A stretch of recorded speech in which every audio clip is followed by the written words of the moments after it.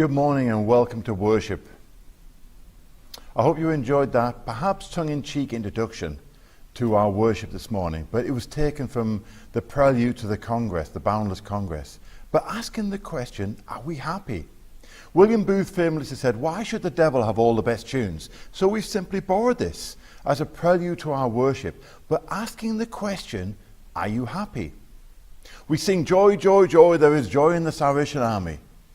But is there joy in the Salvation Army where you are right now? Because where you are in your homes, in your communities, you are the Salvation Army. How are you doing? What's your week been like? Are you trying to live in your own strength, or are you coming to that well of life to drink from Jesus? Jesus said, as we read in Matthew's Gospel, chapter 11, verses 28 to 30. I'm using the Message paraphrase for this, but it says, are you tired, worn out, burnt out on religion? Come to me, get away with me and you recover your life. I'll show you how to take a real rest. Walk with me and work with me. Watch how I do it. Learn the unforced rhythms of grace. I won't lay anything heavy or ill-fitting on you. Keep company with you and you'll learn how to live freely and lightly. I just pray as you watch this service, as you join in worship where you are, in the outpost of your home or your family, that you will enjoy, but you'll be blessed and challenged by this service. So friends, let's unite to sing, or for 1,000 tongues to sing, my great Redeemer praise.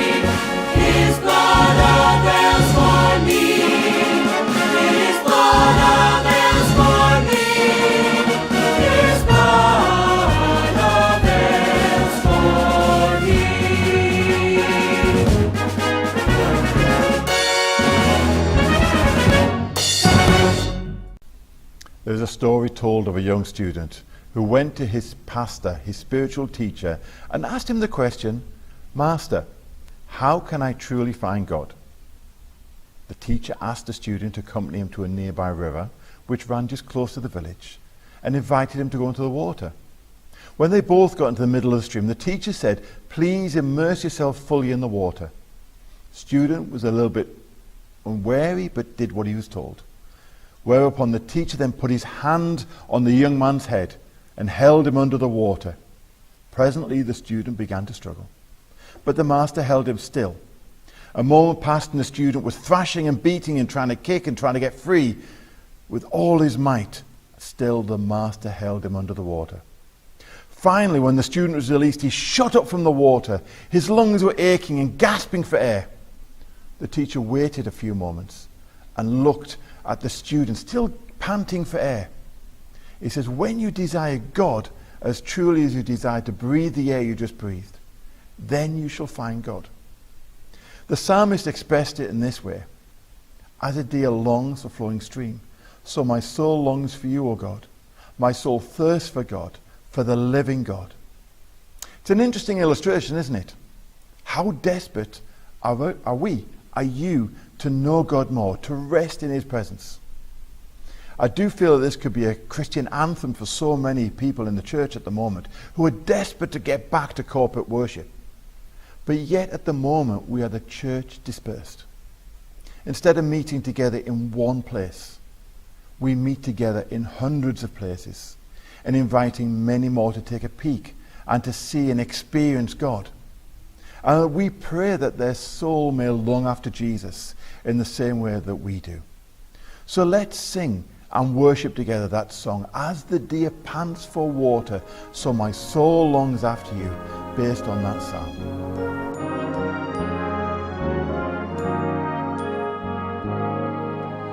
As the deer panteth for the water, so my soul longeth after thee. You alone are my heart's desire, and I long to worship thee. You alone are my strength, my shield. To you alone may my spirit yield, spirit yield. You alone are my heart's desire, and I long to worship thee.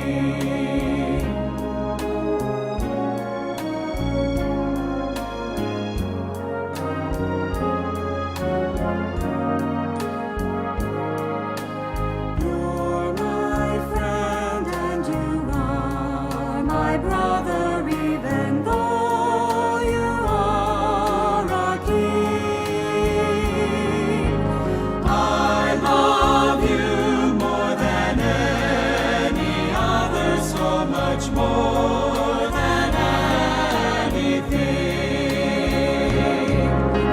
You alone are my strength, my shield. To you alone may my spirit yield, spirit yield. You alone are my heart's desire, and I long to worship thee.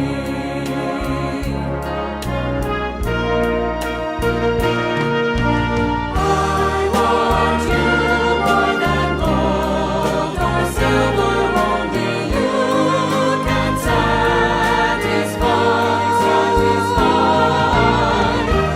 You alone are the real joy giver and the apple of my eye. You alone are my strength, my shield. To you alone may my spirit yield. You alone are my heart's desire, and I long to worship thee. You alone are my strength, my shield. To you alone may my spirit yield. You alone are my heart's desire, and I long to worship thee. And I long to worship thee. Worship thee.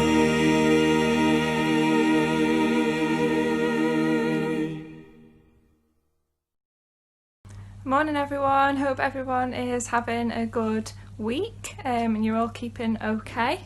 I just had a question this morning. I wonder if any of you help around the house, help your mums or dads or anybody else. Is there a job that you like to do, or a job that they always ask you to do? One job that sometimes needs doing, which probably should be a bit older to do, is changing a light bulb. So I hope you've all seen one of these before. You might have seen someone else changing it, or you might be able to change one.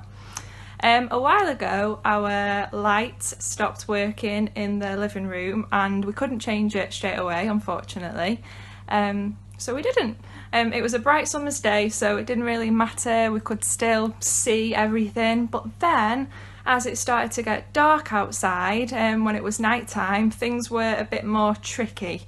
We couldn't see as well anymore, so we thought, right, we've got to do something about this. And God can be described as a light too. When things are tricky, different and uncertain, he can be that light for us in the darkness. And the Bible speaks a lot about light. It says, your word is a lamp to my feet and a light to my path. So next time you switch on a light, use a torch or light a candle, as I've got here. You can pray that God will be a light for you in your life and everything that you do. And finally, on that same theme of light, Ellie has chosen her favourite song this week. Ellie is a junior soldier at the army and we love seeing her there. She's always smiling away, whether that's in singing group, Sunday school or in her cornet lessons. Thank you, Ellie. My favourite song is My Lighthouse because it reminds me of all the happy times I've had at junior camp.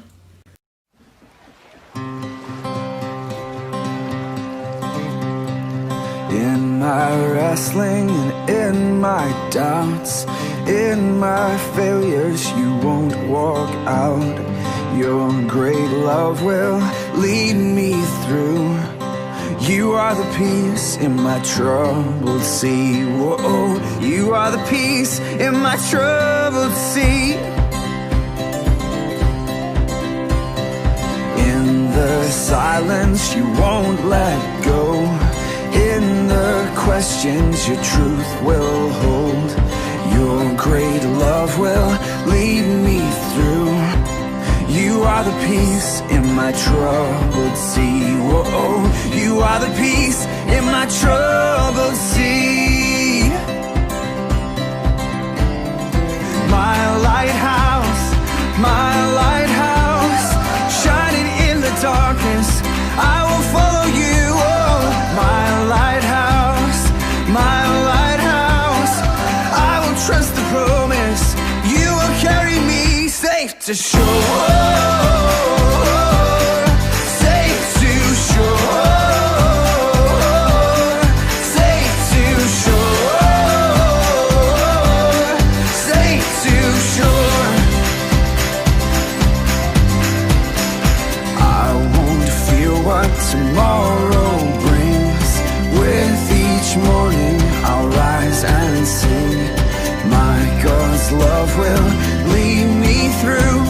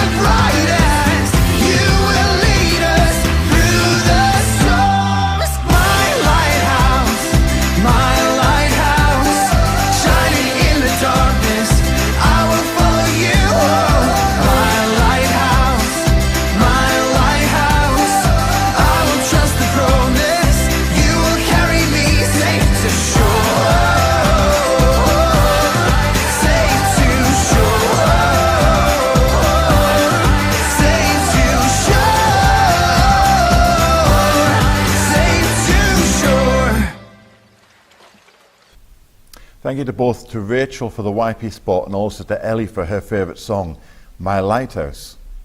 It's good to hear that junior camp has had such a positive experience on our young people, and we need to uphold prayers, especially at this time, as they will be feeling probably the hardest of the most. Being off school for so long, limited with staying at home, no activities here at the army or going to junior camp or music school, not seeing their friends, not going to school. I do hope that you remember to pray for our youngsters. They are the army of today as well as tomorrow. Also, we need to remember those of the teaching profession as they prepare to return to school. It is a worrying time for lots of people, so lots of prayers are needed. But in contrast now, from My Lighthouse, we're going to be blessed as we listen to the ministry from the band. Good morning, everyone. In last week's Outlook Thought, Brian mentioned the lovely time he had spent at Harold and Jean's diamond wedding celebration.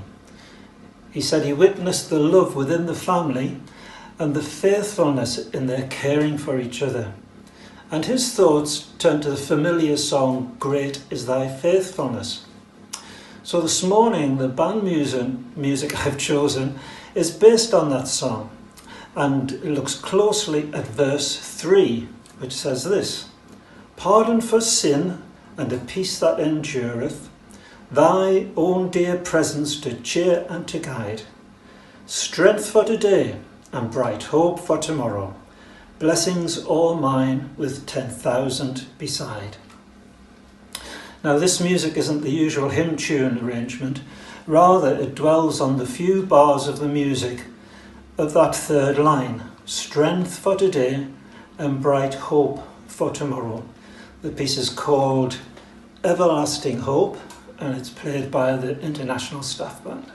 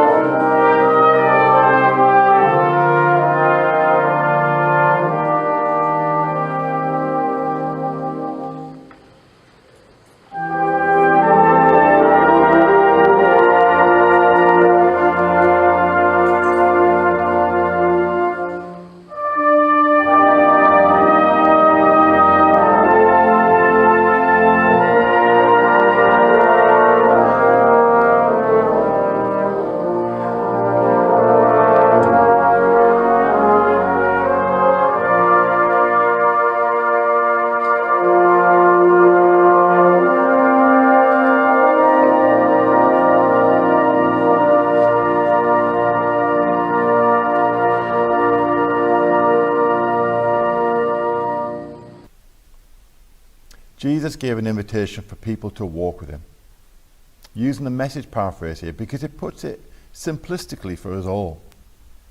As I said at the beginning of the meeting, Jesus said, are you tired, worn out, burnt out in religion? Come to me, get away with me and recover your life. I'll show you how to take a real rest. Walk with me and work with me. Watch how I do it. Learn the unforced rhythms of grace. I won't lay anything heavy or ill-fitting on you. Keep company with me and you'll learn how to live freely and lightly. This invitation was not only given to the hearers of the day, some 2,000 years ago, it stands for each and every one of us today. Each and every one of us must give an answer to this invitation. What are you going to say? Are you not sure with this lockdown how things are at the moment? Not 100% sure how you feel about God? Not sure how you feel about anything in today's strange world? Well, I'd like to tell you about 3 different reactions to walking with God that I've read about and I've come to discern from the Bible. The first is keeping your head down. Right at the beginning of the Bible, the first book tells us all about it. Adam and Eve hiding from God as God walked in the Garden of Eden. Just imagine being able to walk with God in that garden. Yet Adam and Eve were hiding. It tells us in Genesis 3. Then the man and his wife heard the sound of the Lord God, and he was walking in the garden in the cool of the day, and they hid from the Lord amongst the trees of the garden. They didn't even want God to see them, never mind join them for a pleasant evening stroll. Why?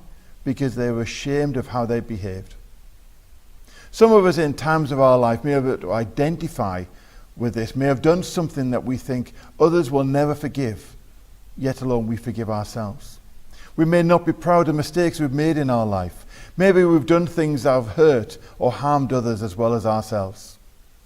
It could be that our failures could be public, and we feel that we cannot hold our head up in the company of others. I've heard people say, why would you want me in a church after what I've done? Yet we're all sinners. I'm the biggest sinner that I know because I know me better than I know anyone else. I know my failure, I know the things I get wrong. Yet God still loves me and still thankfully wants to use me. It could be that no one may know about your past, but we live in fear of being found out. Shame, therefore, makes us shy away from a close relationship. It's the tool of the devil that tries to separate us from being close to God. If added to all this, we've been told that God is holy and pure, which God is, it goes without saying that we feel we could be best to keep our distance from him, that we could never be in that close relationship with God. But Genesis is only the beginning of a long love story of God's relationship with humankind.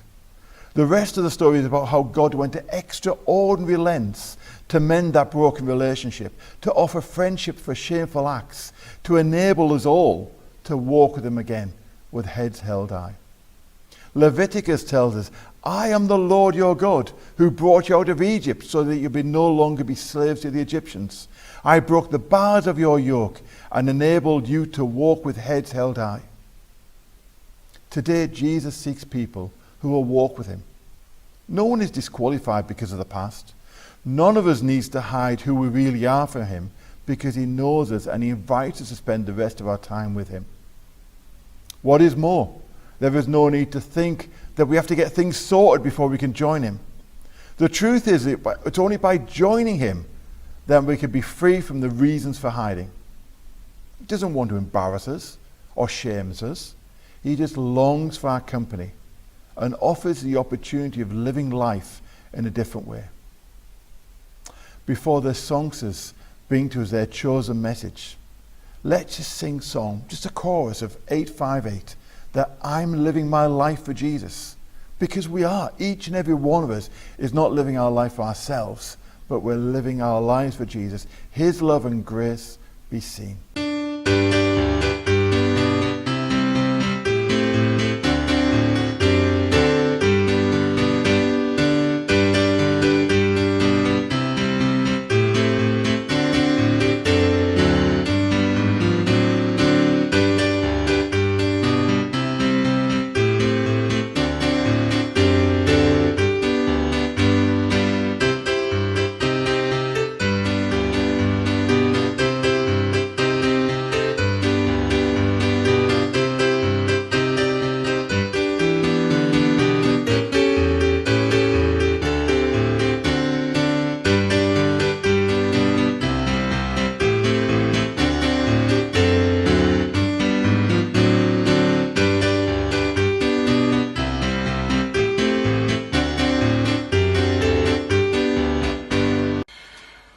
piece this morning is an old song which can be found in the songbook number 314, Showers of Blessing. It has been brought up to date by a new melody.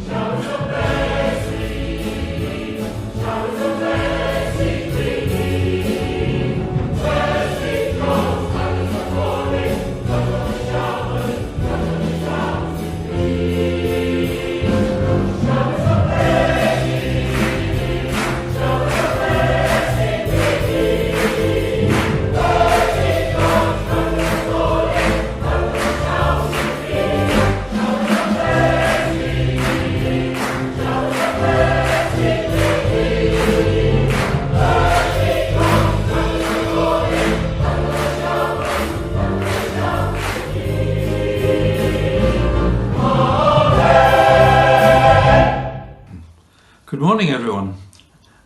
There is a song, or to be more precise, a particular verse of a song, which has been constantly coming to mind for over a year, when not being able to attend church due to our personal circumstances became a reality. More recently, of course, this has become the experience for the whole of the church fellowship.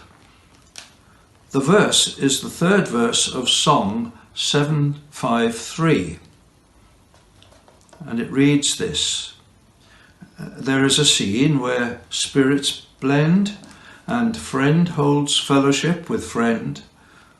Though sundered far, by faith they meet around one common mercy seat."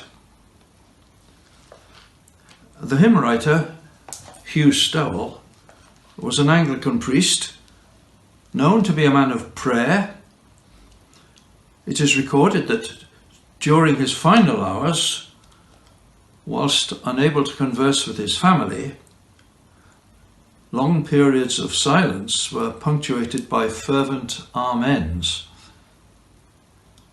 Hugh Stowell died in 1865, the year which saw the birth of the Christian mission.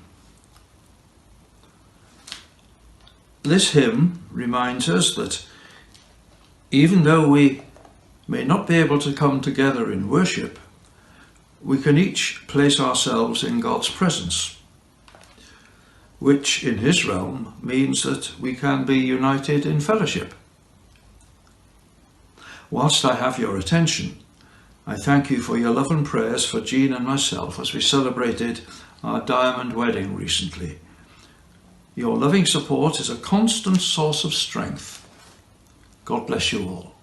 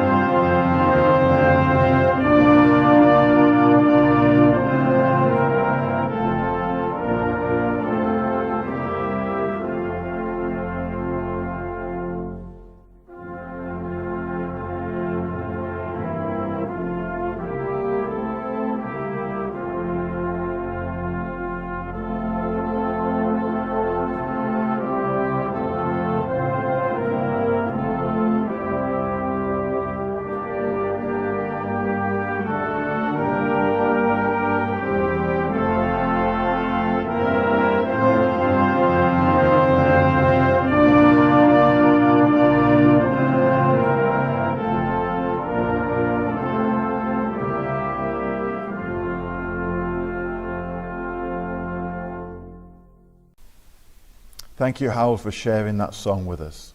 And it was wonderful for the opportunity to share with you and some of your family and friends. Of course, all socially distanced for a few moments as you celebrated a milestone of marriage with you and Jeannie. Such an achievement and such a blessing to you, and I'm sure to the whole family. So to continue with our message this morning, we've heard about keeping your heads down. Now we need to look at the ups and downs. In contrast to Adam and Eve, there's a poem in the Bible that describes the life of a person who's willingly walks with God. It tells us in the Psalm 23, "The Lord is my shepherd, I shall not want. He makes me to lie down in green pastures. He leads me beside the still waters. He restores my soul. He leads me in the paths of righteousness for his name's sake. Yea, though I walk through the valley of the shadow of death, I will fear no evil. For you are with me, your rod and your staff, they comfort me. You prepare a table before me in the presence of my enemies. You anoint my head with oil. My cup runs over. Surely goodness and mercy shall follow me all the days of my life, and I will dwell in the house of the Lord forever." The psalmist here is describing God's caring for us all, like a shepherd who cares for his sheep. He walks in beautiful places that seem to be fully satisfied with his life. Yet he also knew about the difficult times of life. He even describes walking through the valley of the shadow of death. None of us are exempt from difficulty in life. I know that personally, just a couple of months ago, losing my own father. But for some of us, situations we have to go through will seem more extreme than others. Does God really want us to walk in poverty, bereavement, unemployment, homelessness, addiction? Does God really want to walk with us during those dark times? I think at those dark times, God doesn't just want to walk with us, he wants to carry us. It is possible to be so engrossed in our struggles that we have tunnel vision of where we are and what we're doing, that we forget to think about God. It's also possible to become resentful towards God and asking, why does God allow this to happen to us? But we need to remember our poet. He said that even when we walk through the valley of the shadow of death, that he knew that God was with him, and went on to say that God gave him support in those dark times. When Jesus lived here on earth, he saw all kinds of human suffering and experienced more than his fair share himself. Accepting Jesus is an invitation to walk with him. There's no guarantee of a happily ever after or a quick fix scheme to all our problems. What it is the promise of a companion who has been there to walk with us, to hold us up when we feel the road is just too hard. So we continue on. We've also the next example, which is walking away. Jeremiah was a prophet who spoke the word of the Lord to God's people. He had a hard word of observation about people of God. This is what the Lord says. Stand at the crossroads and look. Ask for the ancient paths. Ask where the good way is and walk in it, and you will find rest for your souls. But you said, we will not walk in it. Taken from Jeremiah 6. Jeremiah was talking to his people who had chosen to walk away from God and his teaching. And it was their choice. And it's a choice that we can make too in our own lives. We may even been taught about God as a child, attended church, you may even attended this place, gone through Sunday school, perhaps even been a senior soldier. Witnessed, you've testified to God as being an important part of your life. And then because of something, because of some point in your life, a decision was made to walk in a different direction. It may have been a definite act or a gradual process. But today we may feel far away from God that we once knew. The good news is no matter how far we walk away from God, it takes one step to get back in that relationship with him. It's not stepping back to the rules and regulations of religion. Jesus said, I won't lay anything heavy or ill-fitting on you. In fact, he talks about living life freely and lightly. So to conclude this morning, I'd like to finish not with my words, but with the words of Jesus. And then I invite you to either sing or just to listen to the beautiful song, Breathe. The words of this song said, this is the air I breathe, your holy presence living in me. This is my daily bread, your very word spoken to me. And I'm desperate for you. And I'm lost without you. So friends, Jesus said, are you tired, worn out, burnt out on religion? Come to me. Get away with me and you'll recover your life. I'll show you how to take a real rest. Walk with me and work with me. Watch how I do it. Learn the unforced rhythms of grace. I won't lay anything heavy or ill-fitting on you. Keep company with me and you'll learn to live freely and lightly. Are you desperate to be closer to God? To rest in his presence? I pray that you are.